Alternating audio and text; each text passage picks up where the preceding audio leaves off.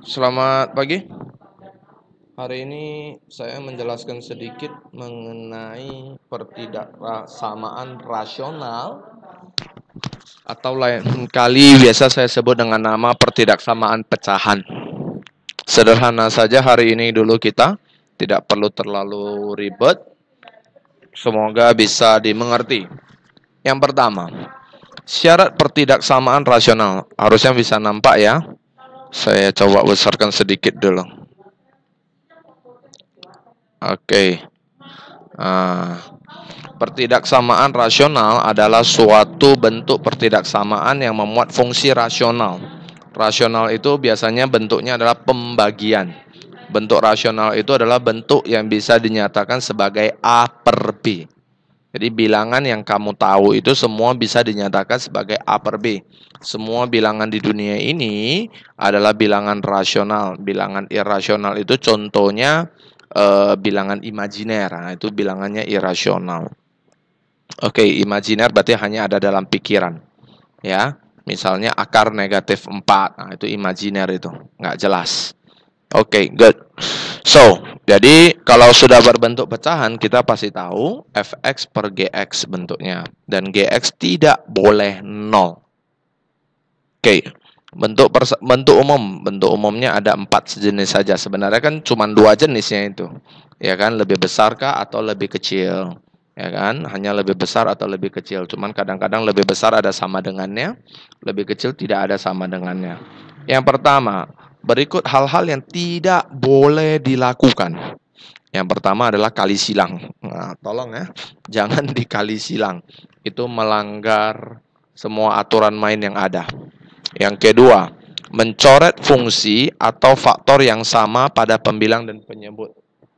Oke, jadi itu juga nggak boleh. Ya kan, itu tidak boleh dilakukan. Bayangkan kalau fx per gx itu kamu coret dengan gx yang lagi, maka bentuknya jadi fx kan. Bentuknya fx berarti kan tidak ada apa dia, tidak ada pecahannya lagi gitu. Oke. Nah, jadi yang pastinya langkah-langkah yang pertama nyatakan dalam bentuk umum pasti. Bentuk umum itu maksudnya adalah bentuk yang sudah difaktorisasi. Yang sudah difaktorisasi. Oke.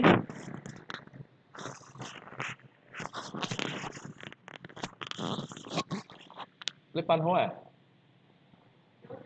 Oh. Oke, good.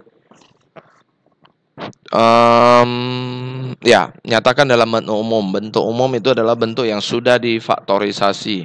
Baru tentukan pembuat nolnya untuk seluruhnya, atas dan bawah. Dan tulis pembuat nol itu pada garis bilangan dan tanda untuk setiap intervalnya. Baru tentukan nanti permintaannya. Kalau lebih besarlah dia, cari yang positif. Kalau lebih kecil, berarti cari yang negatif. Kan kira-kira seperti itu. Dengan memperhatikan syarat bahwa penyebut tidak sama dengan nol, berarti nanti misalkan soalnya ada yang sama dengan, di bagian penyebutnya itu tidak boleh ada sama dengannya ya. Kita contoh nomor 1 nih. Pekerjaannya ini harus sambil lihat turun apa ini, harus ambil lihat garis bilangan. Coba diingat dulu soalnya. X kurang 3 per X tambah 1. Pembuat nolnya itu tentunya adalah 3 dan minus 1. Oke, kita buat dulu ke dalam garis bilangan. Ini garis bilangannya. Bagaimana menentukan tanda positif, negatif, dan positif tadi? Itu dibuat ke dalam apa ya, dicocokkan. Cocokkan artinya di atas angka 3 kira-kira ada siapa? Ada angka 4. Kita masukkan 4 ke persamaan awal. Persamaan awal 4 kurang 3 per 4 tambah 1. Pertanyaannya itu positif atau negatif? Hasilnya saja. Kita minta positif atau negatifnya saja. Exact angkanya nggak perlu. Ya, kalau sudah dapat, udah enak gitu. Nah, jadi kamu menentukan tanda setiapnya, tanda positif, negatif, dan positif. Ini antara minus 1 sampai 3 boleh kamu pakai angka 0. Di bawah minus 1 misalnya kita pakai angka berapa ya? Minus 5 boleh. Kalau mau lebih ekstrim lagi pakai minus 100 pun nggak apa-apa, ya kan? Nah, jadi bebas, ya.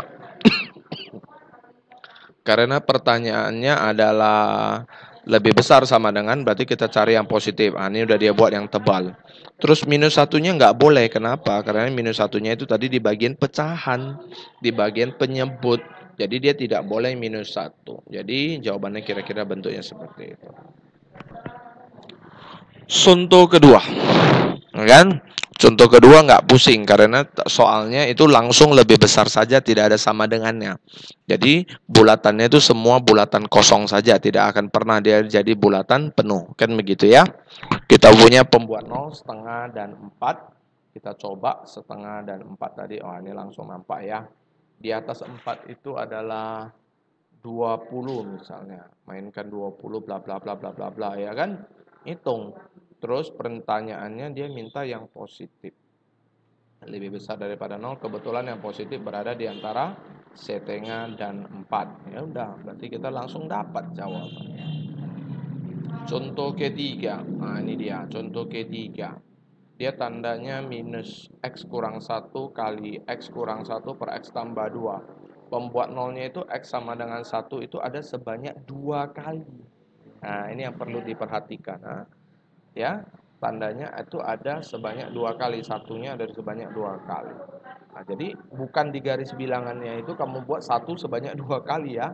Itu tak pernah terjadi. Nah, jadi agak berhati-hatilah pada saat mencoba angka-angka yang berada di sekitaran 1. Kalau kamu tadi lihat kebiasaannya itu kan tanda positif dan negatif bertolak belakang. Kan kira-kira begitu kan? Ini enggak. Ini kemungkinan besar bisa sama. Oke, saya rasa cukup untuk saya hari ini. Jadi coba dipelajari lagi ya. Thank you.